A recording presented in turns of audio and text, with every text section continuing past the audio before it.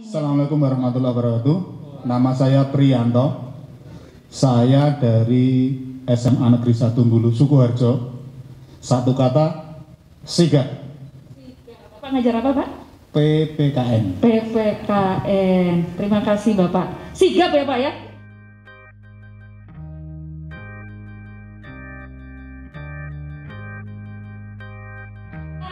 Ini jadi irisan ya, bawa dua poin lagi. Irisan antara gender dengan merdeka belajar ya, bagaimana memerdekakan anak itu ya terkait dengan pendidikan. Mantap, semantul. Yuk, dilanjut. Harapan dapat memperbaiki karakter siswa agar lebih baik dan dapat mensosialisasikan ke masyarakat. Kekhawatiran banyak orang tidak memperhatikan nilai-nilai agama. Harapan selama 3 hari ke depan bisa mengikuti workshop dengan lancar. 2. Mendapatkan ilmu yang atau latar bertambah belakangi ilmu tentang kegiatan pendidikan. Kintuk pelatihan bagi guru-guru Mendapatkan titik terang SMA dan SMK di Sukoharjo, terutama guru-guru PAI, PKN, sejarah, dan juga ada BK. Berangkat dari kegelisahan bagaimana fakta intoleransi dan kekerasan terhadap perempuan juga itu menjadi persoalan yang memprihatinkan. Yang kedua, pelatihan dengan guru-guru ini kami membawa nilai-nilai keislaman dan kebangsaan menjadi spirit bagaimana membangun perdamaian dan pencegahan kekerasan dan intoleransi di sekolah. Ada juga dan bahkan banyak katanya. Apalagi tadi kuat mencari nafkah. Apakah ada perempuan yang juga mencari nafkah? Lah ibu bapak di sini tuh guru mencari nafkah. Kedua hal ini seringkali menjadi landasan, terutama misalnya dilatar belakangi oleh cara pandang perbedaan itu dengan menggunakan latar belakang agama. Kami melihat bahwa di dalam training ini bukan pada bagaimana, tapi pada nilai-nilainya. Nilai-nilai soal keadilan, soal kesetaraan, soal anti kekerasan, soal perdamaian, itulah yang kita coba angkat.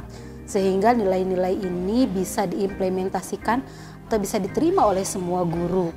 Karena guru PKN, guru sejarah, dan guru PAI itu punya peran sangat penting untuk membangun karakter, terutama terkait dengan nilai-nilai keislaman dan kebangsaan. Tidak percaya Tuhan. Nah, di sini jelas kepercayaan. Dia percaya kepada Tuhan, itu harus digarisbawahi supaya cara berpikir ini tidak mengandung diskriminasi. Saya melihat di dalam proses selama 3 hari, terutama pelatihan pertama ini membangun perspektif ya bagi para guru, itu dinamikanya mulai terlihat.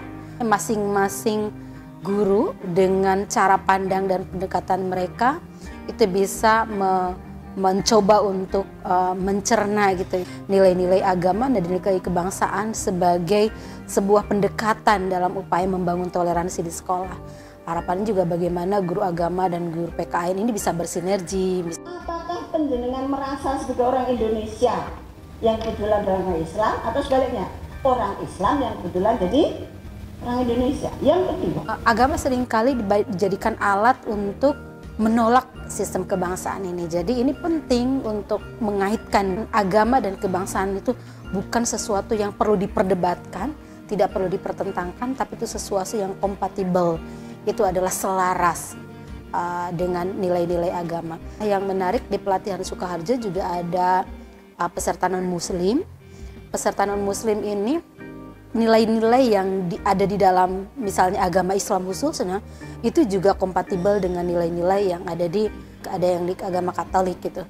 Jadi ini upaya untuk saling belajar, dan harapannya tentu ke depan bagaimana Muslim juga belajar dengan agama lain gitu untuk menumbuhkan toleransi.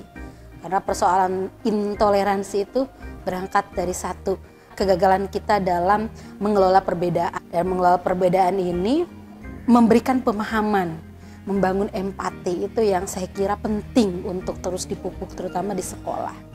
Ke depan kami tidak hanya membangun perspektif saja, tapi bagaimana pengetahuan ini dituangkan di dalam materi ajar, tertuang di dalam RPP mereka dan juga metodenya.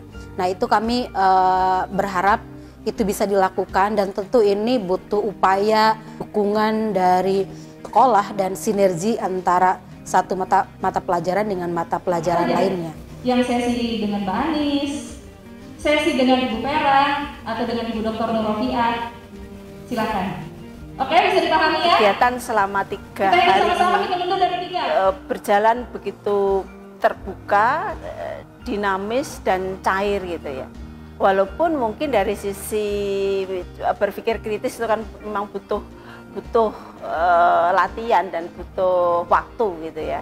Jadi untuk berpikir kritisnya mungkin harus perlu ditingkatkan. Tapi bahwa mereka memiliki kemampuan, terutama sensitivitas dalam melihat persoalan kekerasan, intoleransi dan ketidakadilan di sekolah itu sangat melegakan. Jadi semua saya kira dari presentasi ketiga kelompok tadi itu sangat muncul semua.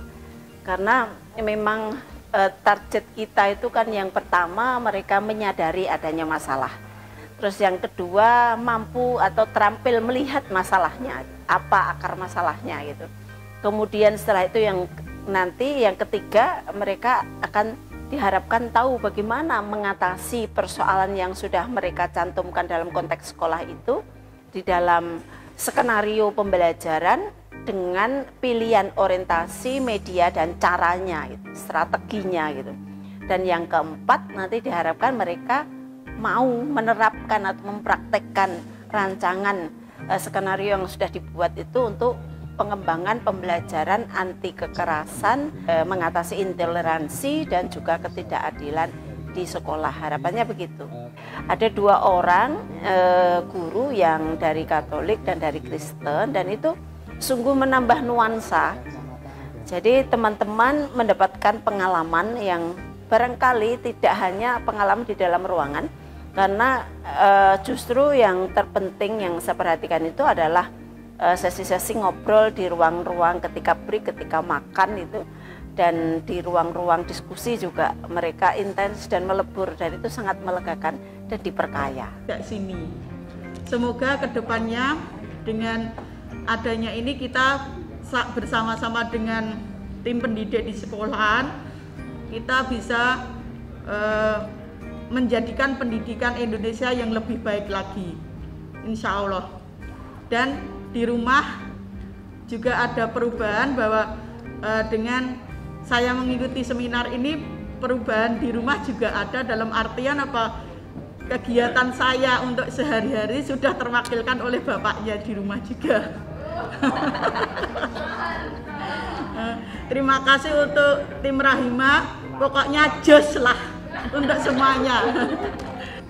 Apa yang merefleksi saya, menjadi pikiran saya, para bapak ibu atau para peserta ini kemudian kita berjejaring untuk kemudian nantinya apa yang kita dapat hari ini tentu biar tidak menguap dan tidak menjadi wacana yang berhenti sampai di sini. Kemudian kita bagaimana gerakan-gerakan sekolah yang lebih memanusiakan manusia, lebih mengedepankan siswa daripada ego sekolah, ego guru, ego pemerintah terhadap label-label siswa yang meningkat dan seterusnya.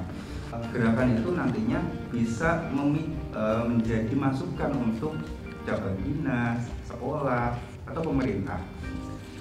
Oke, bagaimana nanti kita tetap berkomunikasi untuk bagaimana mengembangkan sekolah yang lebih ramah terhadap anak. Saya merasakan selama ikut debat ini ya, terutama untuk ibu-ibu narasumber ya, itu saya sangat senang ya dalam membawakan materi menarik, cukup jelas. Dan yang paling membawa perubahan pada saya terutama dalam menerima berita di WA ya, itu kalau dulu saya begitu tergesa-gesa seperti yang dipaparkan Ibu Bapak di sini tadi ya, ini mengubah saya untuk tidak cepat-cepat meng-share berita yang belum tentu kebenaran. Yang menarik buat saya, terutama dalam menyampaikan materi, itu nanti menjadikan dasar saya dan menjadikan acuan saya, menjadikan semangat saya untuk mengaplikasikan metode-metode yang sudah diberikan di sini itu di dalam kelas. Saya menganggap pelatihan ini sangat menyenangkan, sehingga saya mudah menerima. apa yang disampaikan, dan saya tidak merasa terbebani. Nah, hal seperti ini ingin saya bawa ke sekolah, ke kelas, saya terapkan kepada peserta didik sehingga mereka juga merasakan apa yang saya rasa. Menyenangkan sehingga apa materi yang saya sampaikan juga bisa diserap dan diaplikasikan mereka.